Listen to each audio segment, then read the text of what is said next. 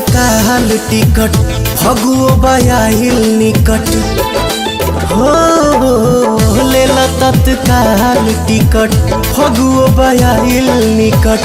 जियर के पीरा बुझा राजा जी हरदम जे रहबा बंगलो न होई बुलार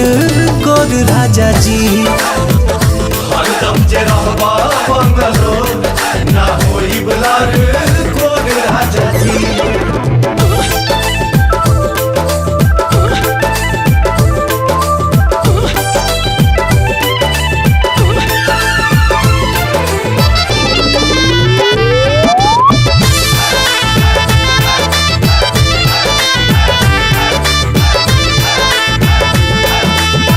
किन किन धैले बानी ढेर के खेलावाना ए हो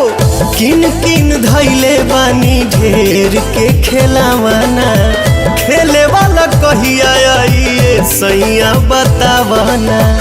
आज कन्फर्म कर राजा जी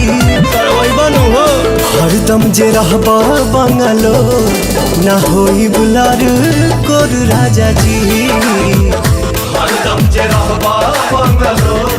ना होई बुलार कोर राजा जी। होली हा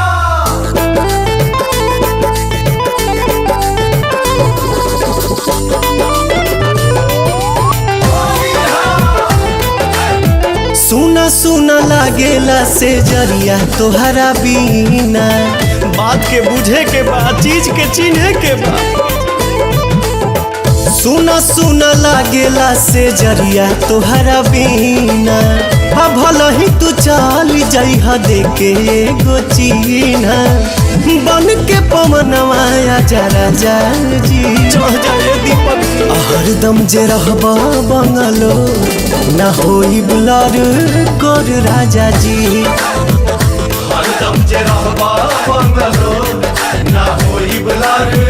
कोर राजा जी। आई तबे नु टेरी कटन खाई रसगुल्ला पेन हब।